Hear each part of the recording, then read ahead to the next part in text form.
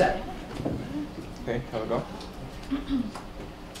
Hi everybody, we are Glucose Patrol, and today we are going to present to you the pitch deck for Sprout Health.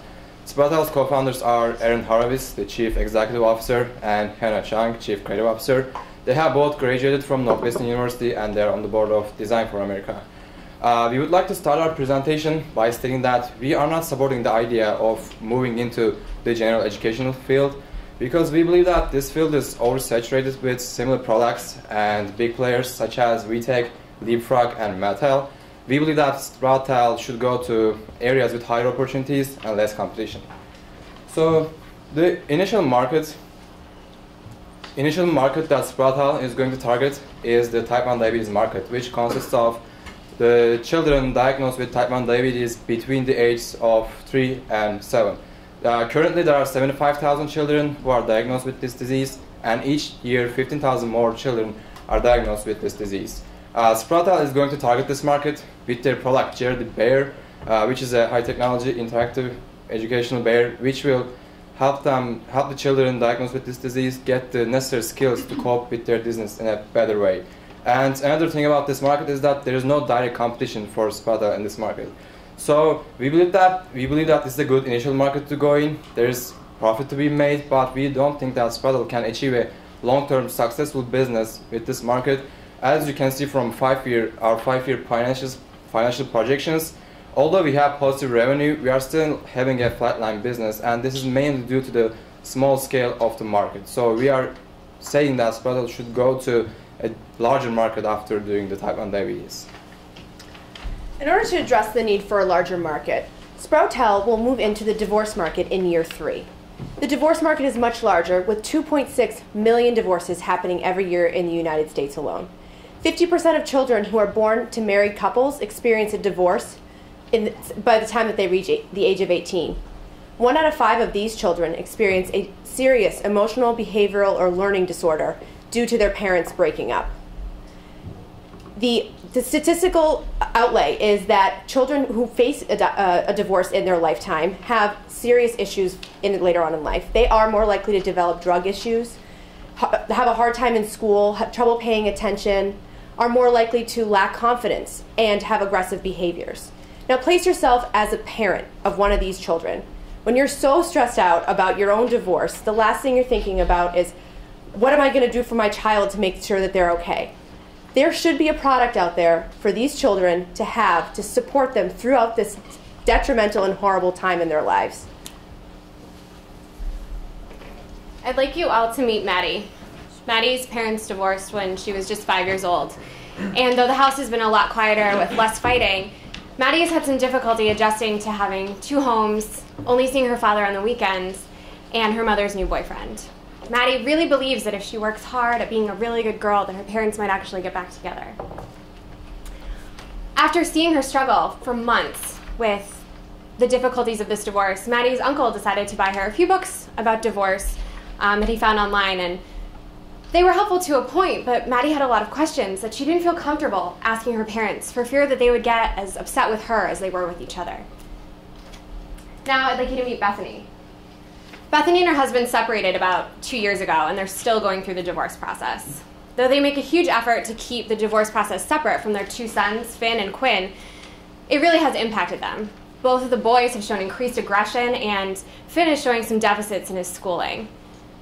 Bethany's read all of the statistics on divorce and the effects it has on children later in life, and she's truly concerned about their future. So now, I'd like you to meet Riley. Riley is a bear that is targeted at parents like Bethany and directly for kids like Quinn, Finn, and Maddie. Riley is an interactive bear that offers media content, including audio, visual, and gamification about divorce for children. Riley is fully customizable to allow parents to choose what their child sees based on the age of the child, the sex of the child. Also, the developmental stage, the developmental stage of the child.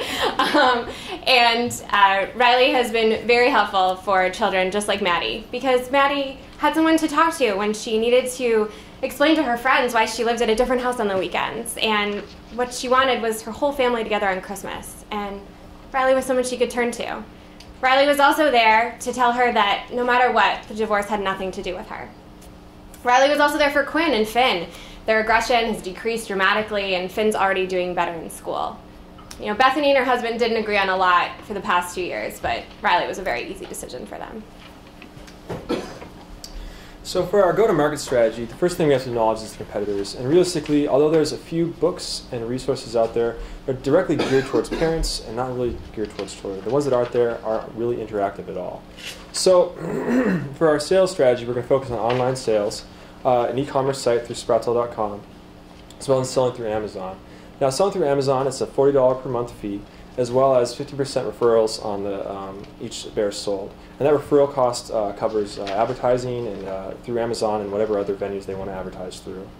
And now for our marketing channels, as you can see on your right, we have identified judges, family lawyers, and marriage counselors as the people we're going to focus on primarily. And the percentages indicate the value that we think they bring to you and how much we're going to focus on each of them. And so with judges, realistically, judges are involved in a variety of court cases involving divorce, and specifically, judges who are involved in divorce cases typically are involved because they want to be and they choose to be involved in divorce cases.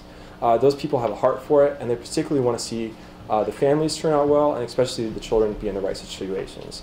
And so we've talked to a few judges, and we've pitched the idea of Riley to them, and they seem very excited about it, and especially the things that Riley brings to the children. And so now with family lawyers, we've talked to them as well, and there's about 10,000 in the United States, and we think the best way, and they're involved in the process from the beginning to the end of the divorce. They know the parents the best, and they know the needs of the children as well. We think the best way to get a hold of both the judges and the lawyers is to go through the American Bar Association, and you can do a larger sponsorship to go for the whole thing, or as well as go for the family, as well as there's a conference for family law, And going to the conference for family law, you just get a table and our booth, and then you could just talk to the lawyers and the judges about the benefits that Riley brings to the kids. Now, for the last thing, and possibly the most important, are the marriage counselors. The marriage counselors, realistically, are the people that are going to help themselves as well as their children cope with the divorce. And we think that Riley would be a great resource for them and a great resource for the children. And the best way to get a hold of them is going through the National Association for Social Workers. And although they have a large-scale conference as well, we think the best way to go for them is to go to the individual states. And the reason that is because that there are certain states that have a higher divorce rate comparatively to the population. Now, the states that we've identified are California, Texas, Florida, and New York that we would start out in, and then we would move to different states with higher populations as well as the divorce rates. So taking a look at the 5-year financials, we have 3 primary sources of revenue. The first being the sale of Jerry the Bear at $249 per unit. The second source of revenue comes from the software upgrades at $39 per unit. We assume that 40% of those purchases of Jerry the Bear will purchase one software upgrade. Now, unfortunately, the diabetes market, it's a small market, and with that, Jerry the Bear will plateau in year 3. Fortunately enough, with the introduction of Riley the Bear in year 5 at a price point of $279 per unit, Sproutel will have revenues of $38.25 million. We are seeking $1.5 million in exchange for 40% equity of our company. That money will be used to help develop and launch both Jerry and Riley the Bear and help grow Sproutel to a $114 million business in year 5. We are currently on track as of December 2012 with the launch of Jerry the Bear in August 2013 and the launch of Riley in 2015. At this time, I'd like to thank you all and would like to open up questions up to any discussions.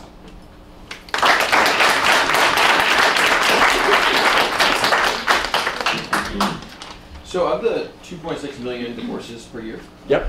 great job, by the way. Thank you. Of those divorces per year, what percent of those have kids that are of an age that would want a teddy bear? 50%. So those 50% of those have kids, but are those kids between like 3 and 7? So, or are they kids that are... So to run you through how we found the numbers, because there's not a lot of statistics of children under the age of 18. So we took the number of children involved in divorces and subdivided that by the number of children under 18, and then subdivided that within the category of people in the age range of the bear. And basically, and all the numbers we use are extremely, extremely conservative. We used the lowest numbers we could at every point, just to be fair. especially because we ended up with such high numbers at the end. The high end of that was about 11 million people, or children. So 2 was very concerning. Because you can remember it's 2.6 million every year, so there's quite a few. So is this, I guess my question is, this 2.6 million every year, those 2.6 million divorces with children of the age we'd be targeting, or 2.6 million divorces total? Of the children age we'd be targeting. Okay.